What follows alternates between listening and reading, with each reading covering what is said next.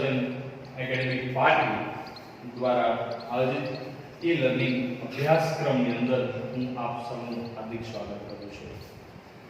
મિત્રો, તમે જાણો છો એ પ્રમાણે કોરોના મહામારી અત્યારે વિશ્વ આખાને અટકાવી રહ્યું છે, ત્યારે શિક્ષણની સાથે સાથે સાવચેતી રાખીને આપણે અભ્યાસ શરૂ કરેલો છે. એટલે તમે ઘરે બેઠા સરળતાથી શિક્ષણ મેળવી શકો એ રીતે લિમિટેડ પ્રકારના વિડીયોઝ અને લિમિટેડ લેક્ચર્સની અંદર મોટા ભાગની માહિતી આપી શકાય એવું આયોજન આપણી સ્કૂલે પાટડી વિઝન એકેડેમીએ કર્યું છે. મિત્રો, ખાસ મગજની અંદર એ વાત રાખશું કે હવે અભ્યાસક્રમ શરૂ થઈ ગયો છે, તો આપણે પણ પૂરી ગંભીરતાથી અભ્યાસક્રમને ધ્યાનમાં લઈ અને જેમ ક્લાસરૂમમાં ભણીએ છીએ સાહેબ સામે એ જ રીતે ઘેર ભણીએ તો વધારે એનો ફાયદો થાય.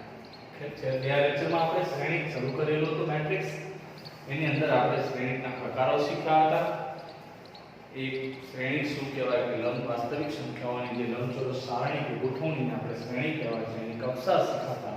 પછી સ્તંભ શ્રેણિક, હાર શ્રેણિક, ચોરસ શ્રેણિક, વિકર્ણ શ્રેણિક, આની વાતો આપણે શીખ્યા. હવે આજે એનાથી આગળ વાત કરવાની છે.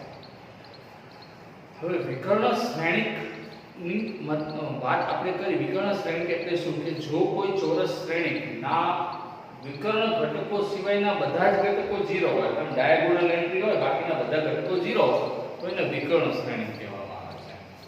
હવે એના પછી એને કનેક્ટેડ સ્તંભ શ્રેણિક શું, હાર શ્રેણિક શું, બધી ચર્ચા આપણે બહુ વ્યવસ્થિત રીતે કરેલી છે કે જેમાં માત્ર એક જ સ્તંભ હોય એને સ્તંભ શ્રેણિક કહેવાય, જેમાં માત્ર એક જ હાર હોય એને હાર શ્રેણિક કહેવાય, જેમાં સ્તંભ અને હાર બંનેની સંખ્યા સમાન હોય એને ચોરસ શ્રેણિક કહેવામાં આવે છે. આ બધી જ વાત આપણે વ્યવસ્થિત રીતે સમજી વિચારીને કરેલી છે, બરાબર છે. હવે એનાથી આગળ વાત કરીએ અને કઈ રીતે આમાં ગોઠવણ કરીએ એ વસ્તુ જોઈએ. તો હવે જે નવો ટોપિક આવે છે એને આપણે અદિશ શ્રેણિક કહીએ છીએ. અદિશ શ્રેણિક એટલે શું પહેલા સમજીએ. અદિશ શ્રેણિક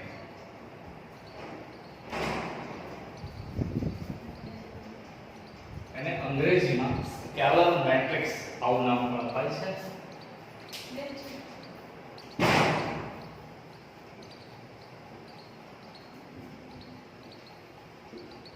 સ્કેલર મેટ્રિક્સ. સ્કેલર મેટ્રિક્સ એટલે શું?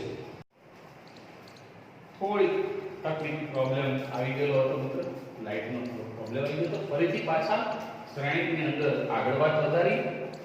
તો અહીંયા આપણે અદિશ શ્રેણિકની વાત કરતા હતા. તો અદિશ શ્રેણિક શું છે? તો વિકર્ણ શ્રેણિક, ચોરસ શ્રેણિક, સ્તંભ શ્રેણિક, હાર શ્રેણિક એ બધી ચર્ચાઓ આપણે કરી. અદિશ શ્રેણિક એટલે બીજું કશું જ નથી મિત્રો. જો કોઈ વિકર્ણ શ્રેણિકના બધા જ વિકર્ણ ઘટકો સમાન હોય, જો કોઈ વિકર્ણ શ્રેણિકના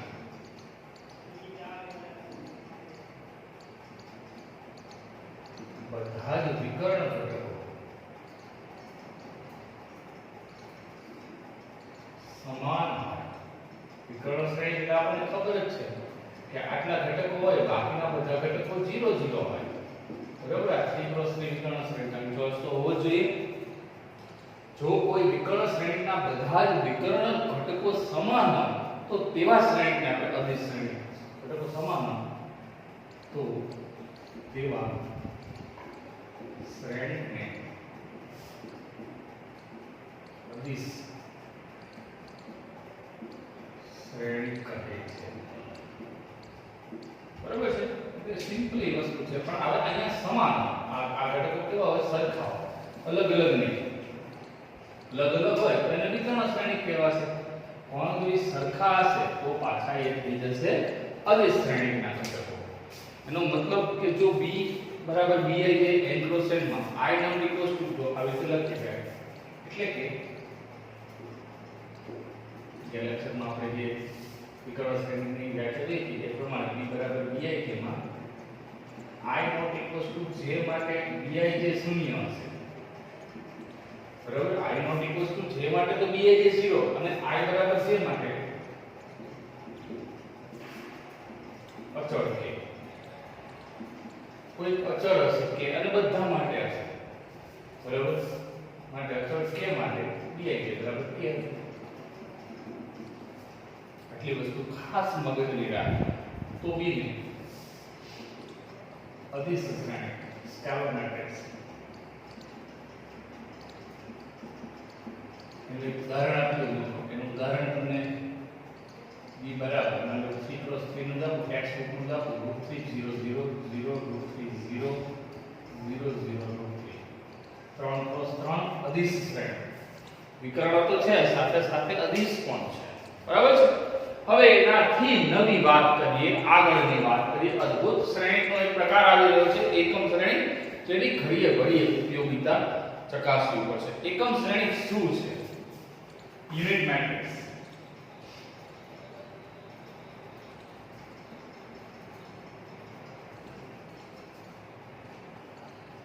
યુનિટ મેટ્રિક્સ અથવા તો આઇડેન્ટિટી મેટ્રિક્સ પણ કહેવામાં આવે છે.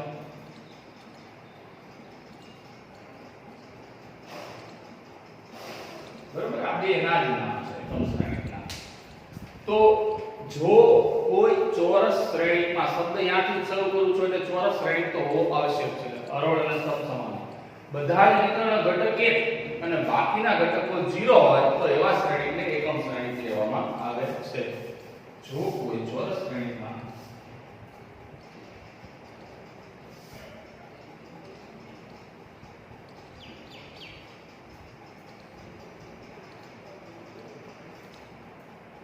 બધા જ વિકર્ણ ઘટકો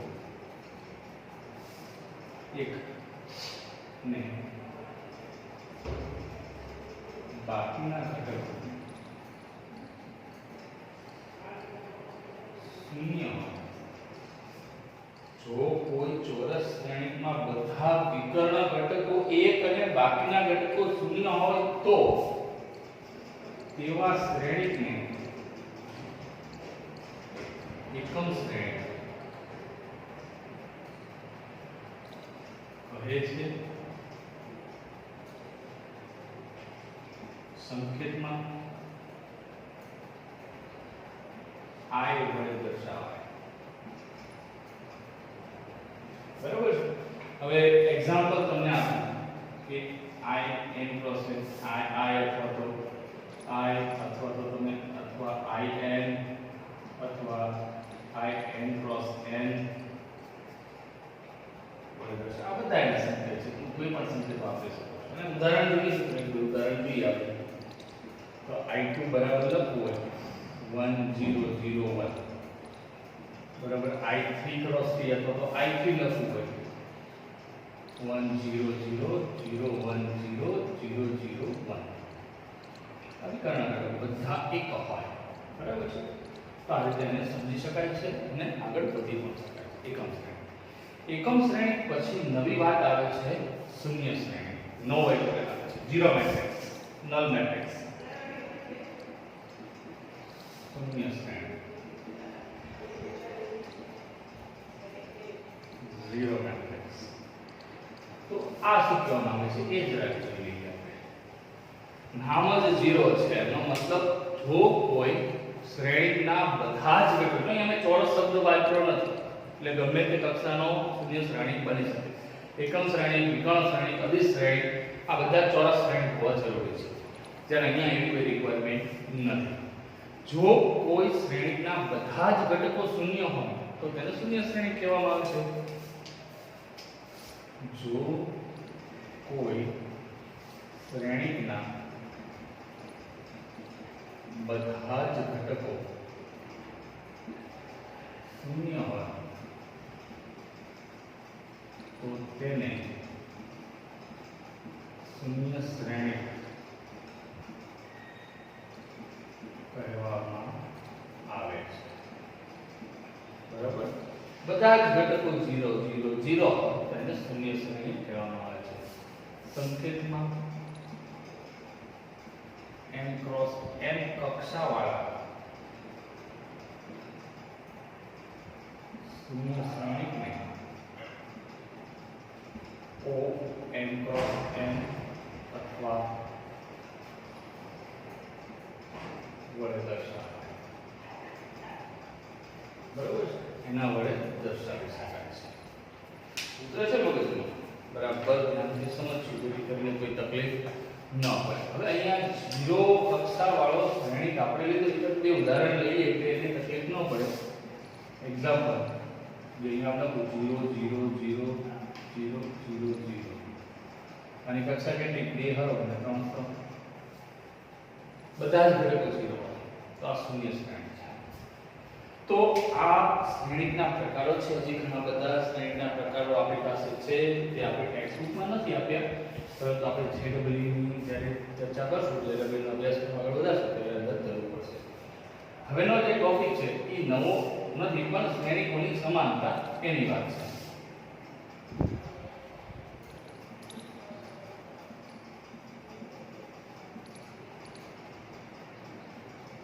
ઇક્વાલિટી ઓફ મેટ્રિસીસ, બરાબર, શ્રેણિકોની સમાનતા. તો મિત્રો બે શ્રેણિક સમાન કોઈ પણ કમ્પેરિઝન કરી લો તો આપણી પાસે કેટલા શ્રેણિક છે? બે શ્રેણિક છે. તો બે શ્રેણિક a બરાબર aij અને b બરાબર bij આવા લઈ લો. એના સંદર્ભની વાત કરીએ કારણ કે ઉદાહરણ સાથે સમજશો તો તમને વધારે સમજવાની મજા આવશે કે બે શ્રેણિક a બરાબર aij અને b બરાબર bij ના સંદર્ભમાં બે શ્રેણિકો a બરાબર aij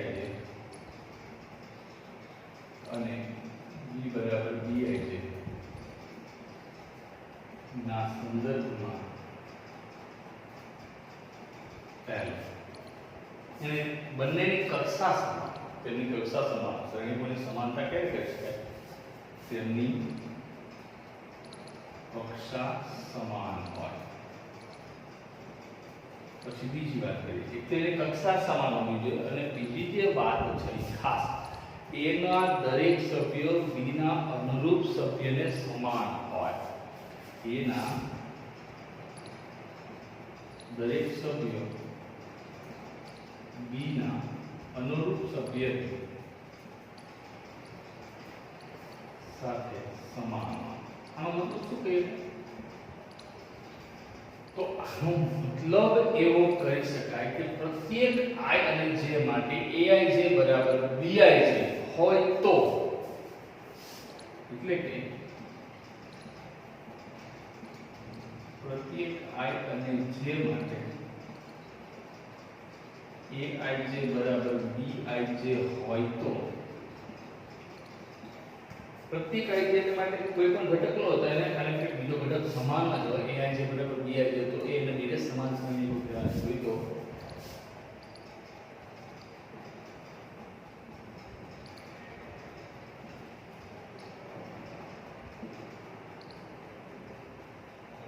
સંકેતમાં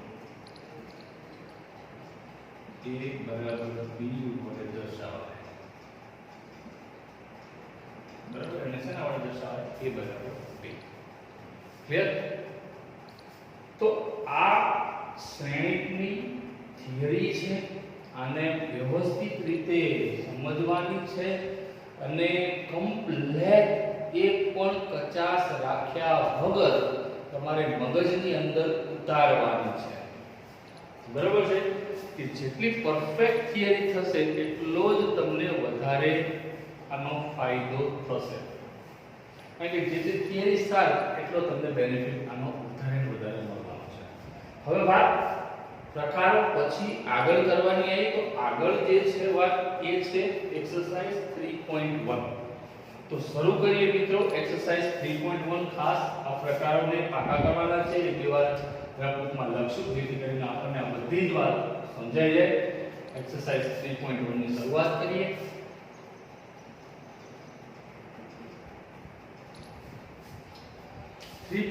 માં પહેલો જે પ્રશ્ન છે એક આપણને આવો શ્રેણિક આપ્યો છે. અહીં a બરાબર બધા જ ઘટકોને લખીએ આપણે. તો અહીંયા આપણને 3x4 શ્રેણી આપ્યો છે એટલે 3 હરોળ છે અને 4 સ્તંભ છે. 2 35 વર્ગમૂળમાં 3 આ પહેલો સ્તંભ છે. બીજો સ્તંભ જે મિત્રો 5 - 2 1 5 - 2 1 બહુ શાંતિથી સમજવાનું છે. ત્રીજો જે સ્તંભ છે 19 5 દૂતીયાંશ અને -5 19 5/2 અને -5 આ ત્રીજો સ્તંભ મેં તમને પહેલા કીધું 3 ક્રોસ 4 છે એટલે 3 હરોળ છે 4 સ્તંભ છે. ચોથો જે સ્તંભ છે મિત્રો -7 12 અને 17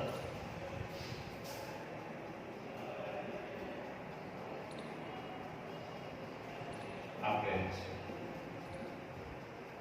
બહુ શાંતિથી આના એક એક પ્રશ્નોનો ઉકેલ મેળવીએ. ઘણા બધા પ્રશ્નો આપણી પાસે છે. સૌથી પહેલા તો કક્ષા તમને શરૂઆત કરી પહેલા જ કીધું. હવે આપણે શ્રેણી જોશું તરત જ બોલશું પેલા કક્ષા. તો પહેલી જે વાત છે કક્ષા. તો કક્ષા કેવી રીતે નક્કી થાય? પેલા હરોળની સંખ્યા ગોતશું 1 2 3 સ્તંભની સંખ્યા ગોતશું 1 2 3 4 એટલે 3 હરોળ છે અને 4 સ્તંભો છે 3 ક્રોસ 4. સમજાય છે? બરાબર છે. એનાથી આગળ વાત કરીએ. કક્ષા પૂરી થઈ ગઈ. હવે એમાં કે છે ઘટકોની સંખ્યા. ઘટકો કેટલા થશે વિચારો. મેં તમને હમણાં સમજાવ્યું છે. તો ગણવાના ને મિત્રો 3 ગુણ્યા 4 એટલે 12 ઘટકો કાઉન્ટ કરો તો પણ થઈ જાય. કક્ષા m ક્રોસ n હોય તો ઘટકો m n થાય ગુણાકાર થાય. બીજું કશું થવાનું નથી. હવે એ આપણને આની અંદર બીજો એક પ્રશ્ન એવો માંગ્યો છે જે મેં તમને હમણાં જ ઉકેલો કે અમુક ઘટકો ગોતવાના છે. A13 A21 A33. હવે A13 પહેલા લઈએ. બરાબર છે. આપણને ત્રીજો પ્રશ્ન જે માંગ્યો છે કે નીચેના ઘટકો મેળવો A13. તો આનો મતલબ શું છે? પહેલા તો આપણા મગજમાં એ હોય તો કે પહેલી હરોળ છે ત્રીજો સ્તંભ છે. તો પહેલી હરોળ એ પહેલી હરોળ આવે. ત્રીજો સ્તંભ પહેલો બીજો અને ત્રીજો સ્તંભ થી કયો ઘટક આવે 19. આનો જવાબ શું આવશે 19. સમજાય છે? આમ રો 1 રો 2 રો 3 આમ છે અને આવી રીતે છે કોલમ 1 કોલમ 2 કોલમ 3 અને કોલમ 4. બરોબર. આ જે ઘટક હોય એ 1 1 કહેવાય. આ જે ઘટક હોય 2 1 કહેવાય. એટલે હરોળ લેવાનું. સમજાય છે? આવી રીતે આપણે બધા ઘટકો મેળવી શકીએ. તો બીજો જે માંગ્યું છે એ મેળવી લઈએ.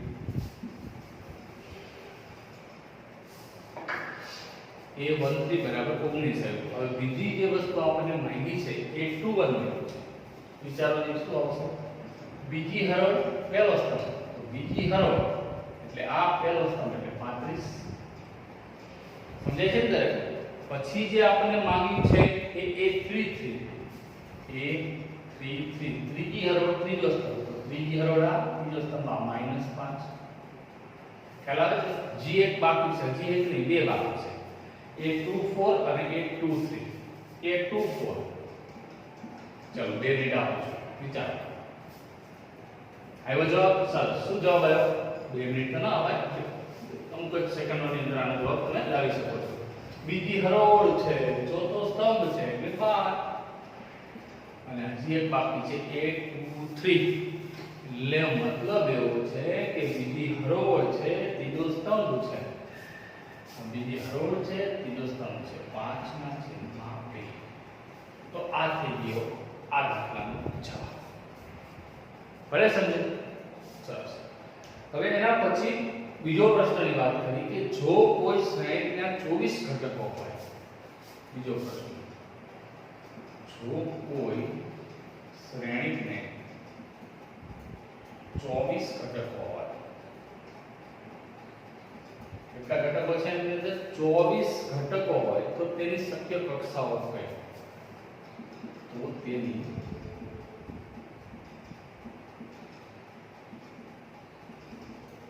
હજી આમાં બીજો પ્રશ્ન છે કયો છે કે જો 13 ઘટકો હોય તો શક્ય કક્ષા વિશે શું કહેશે?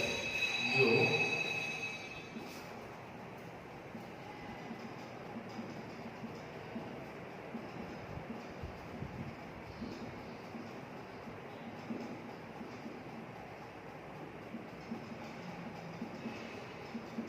મિત્રો એક સાથે બબે પ્રશ્નો પૂછ્યા છે પણ કોઈ ચિંતા નથી. મેં તમને અગાઉ સમજાવેલું છે અને અત્યારે સમજાવું છું કે m ક્રોસ n શ્રેણીમાં કુલ ઘટકોની સંખ્યા mn થાય. એટલે આવી રીતે હોય m ક્રોસ n શ્રેણી હોય તો કુલ ઘટકોની સંખ્યા કેટલી હોય? mn. તેના ગુણાકાર કેટલી થાય? હવે પહેલાની વાત કરીએ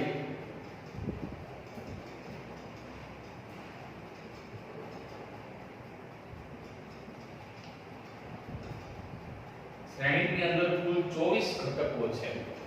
હવે 24 ઘટકો છે ને મિત્રો, એટલે 24 ના જેટલા અવયવ પડતા હોય પહેલા આપણી પાસે એ વાત હોય. તો 24 ના અવયવ કેટલા? 1 24 12 24 8 3 24 4 6 24 થાય, 5 ને 6 24 8 3 24 9 ને 10 ને 2 ને 12 24 અને સીધું 24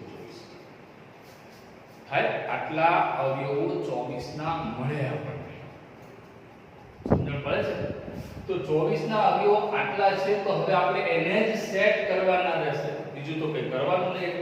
તો જો પહેલા 1 ગુણ્યા 24 આ કક્ષાનો એક શ્રેણી બનશે, 24 ગુણ્યા 1 આ કક્ષાનો એક શ્રેણી બનશે.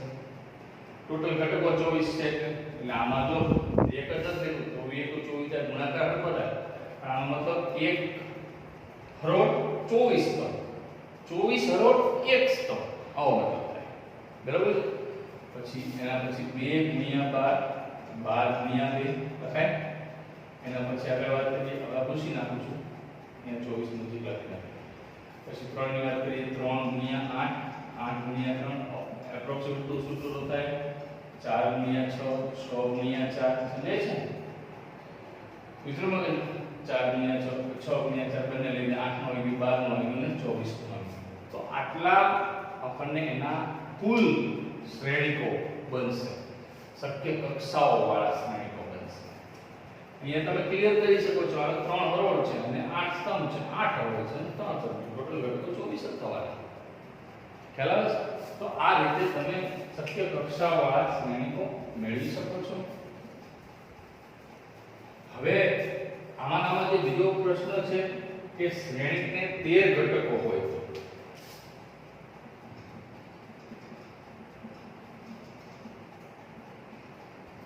13 તો અવિભાજ્ય સંખ્યા છે, કોઈ ચિંતા નહીં કરીએ આપણે, ભલે અવિભાજ્ય સંખ્યા હોય.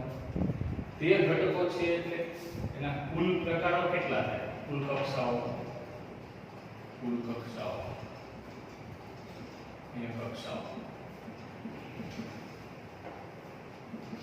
તો 1 ગુણ્યા 13 કારણ કે 13 ના અવયવ નહીં પડે, 13 ગુણ્યા 1 કક્ષાઓ વાળા શ્રેણી મળશે. બરાબર છે? હવે મિત્રો ત્રીજો જે પ્રશ્ન છે એ બહુ સરળ છે. કેવી રીતનો છે જરાક આપણે જોઈ લઈએ અને તમે હોમવર્કમાં બહુ સરળતાથી ગણી પણ શકશો. ત્રીજો જે પ્રશ્ન છે શું છે? જો ત્રીજા પ્રશ્નની અંદર તમને એવી રીતનું પૂછેલું છે કે 18 ઘટકો હોય એવા શ્રેણીની કક્ષાઓ. કેટલા ઘટકો? 18 ઘટકો. તો 18 ના આપણે પહેલા અવયવ લેવા પડશે. 1 ગુણ્યા 18 18 ગુણ્યા 1 થાય. પછી 2 ગુણ્યા 9 9 ગુણ્યા 2 થાય. પછી 3 ગુણ્યા 6 6 ગુણ્યા 3 ઉલટું સુલટું લઈ ગયો, 4 ને આવે 5 ને આવે 6 તો એ તો આવી ગયો, પાછા રિપીટ થઈ ગયા બધા. તો 18. પછી આપ્યું છે 15, એમાં ને એમાં છે 18 અને 15 તો 15 માં 15 ગુણ્યા 1 1 ગુણ્યા 15 5 ગુણ્યા 3 3 ગુણ્યા 5 આ એના કુલ કક્ષાઓ વાળા શ્રેણી બસ. તો એ ક્વેશ્ચન તમે હોમવર્કમાં સરળતાથી ઉકેલી શકો છો. ખ્યાલ આવે છે? હવે મિત્રો આ લેક્ચરને આપણે અહીંયા સ્ટોપ કરીએ છીએ, પણ મગજમાં એ રાખશું, પહેલા હું સ્ક્રીનશોટ લઈ લો તમે એટલે ભૂલાઈ ન જાય. ખાસ એ રાખશું કે આજે જેટલા આપણે પ્રકારો શીખ્યા છીએ બધા જ શ્રેણીના, એ દરેકે દરેક પ્રકારને શાંતિપૂર્વક મગજની અંદર સમજવાના છે, રાખવાના છે, ધ્યાનથી અભ્યાસ કરવાના છે. અને સાથે સાથે આજના ગ્રુપ કાર્યમાં મેં આ જે ત્રીજો ક્વેશ્ચન આપ્યો એ તમારે ગણવાનો છે. Okay, stay home, stay safe, stay with mathematics. Have a nice day.